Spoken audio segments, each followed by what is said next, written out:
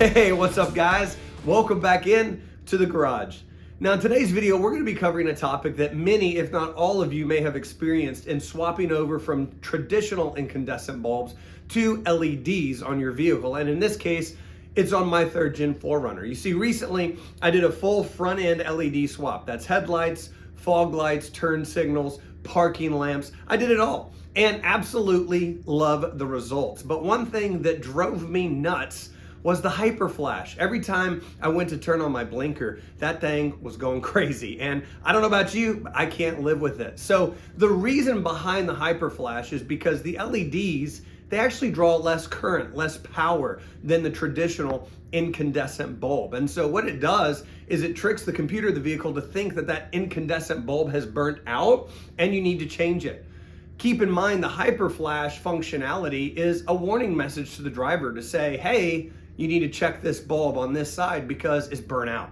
So really the computer and the vehicle, they're just doing their job. They're just letting us know.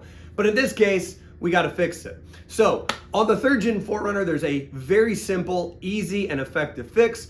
And I went through the steps on this video to show you how to do it. I'll include a link to the product that I used in the description of the video. So hopefully it makes it easy for you. And honestly, this job is super simple and well worth it. I was very pleased with the results. So as always, thank you guys for tuning in. I really hope that this quick fix helps you on your LED transition. And if you guys have any comments, please leave them below. I love the engagement and I love the interaction. If you have any suggestions for future videos you'd like to see, let me know. Thank you so much for the subscriptions. Thank you for the likes, and I'll see you next time. All right, so here's what I'm dealing with in regards to the hyper flash due to the LED swap. As you guys can see, the vehicle is reading as if one of my bulbs are out, and it has a hyper flash whenever I engage in either my left or my right blinker. So this is how we're going to fix our hyper flash problem, and it is a flasher relay specifically made for LEDs. I got this off of Amazon. I'll include a link in the video description so you guys can find it easily. It was very affordable and came quite quickly. So let's get the old relay out of the 4Runner and install this relay and see what we got.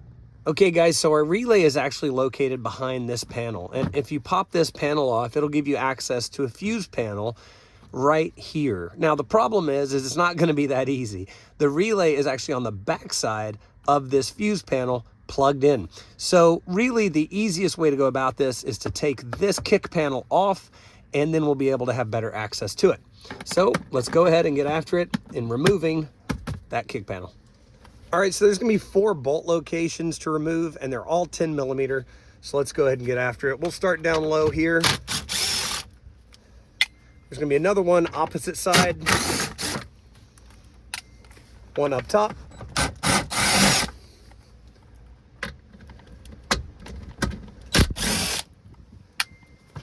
Let's go back over to this one.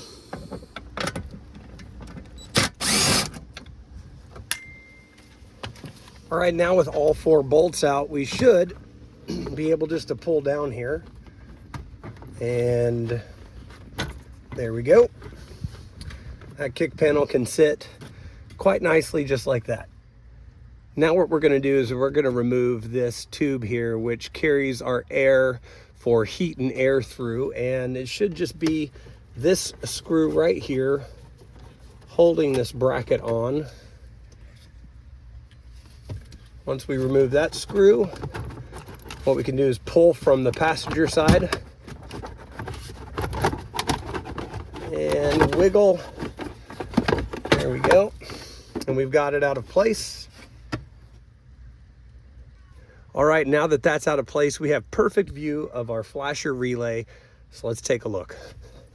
Okay, so this view is a top down. Essentially, I'm right beside the steering wheel looking down on top of the fuse box, and right there is the relay we want.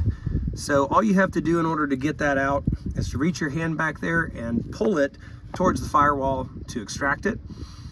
And so I'm going to go ahead and do that, and then we'll compare the old versus the new on our workbench. So here we have the old versus the new flasher relay.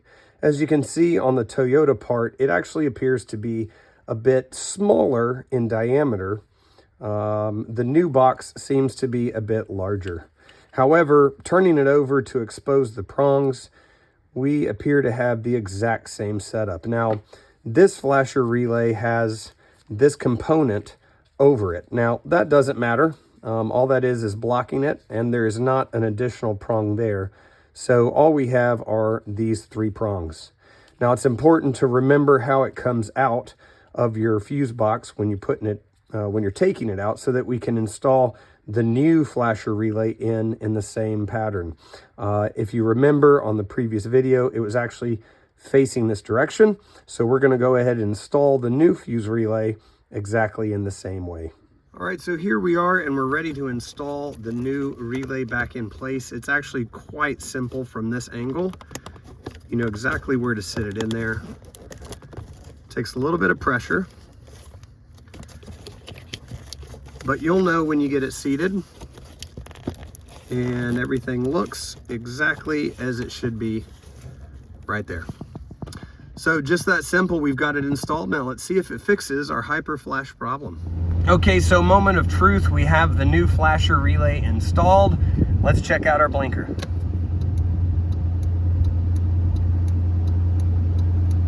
Fantastic. All right, let's check out the other side. And let's go ahead and look at our emergencies.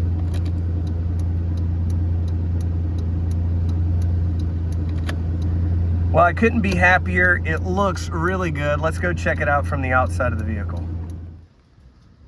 Now that is more like it. All right, guys, so our hyper flash problem is fixed just like that. So we're gonna go ahead with reinstallation, and we're gonna put this air tube back in place so we continue to have that all precious airflow to the most important parts of our body. And guys, if you own a 3rd gen 4Runner, you know exactly what I'm talking about. So let's get this put back in.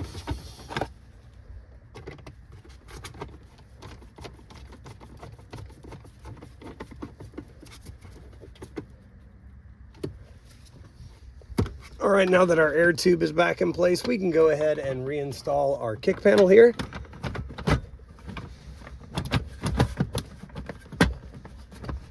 Real easy to do. Seats into place. You'll see the clips that need to be aligned properly.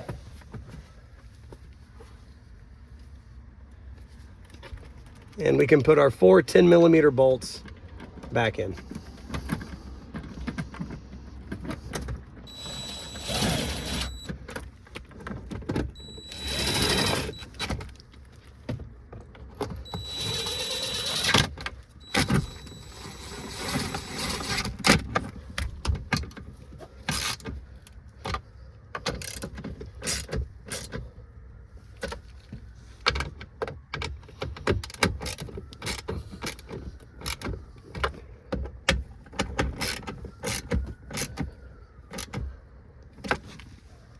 There we go.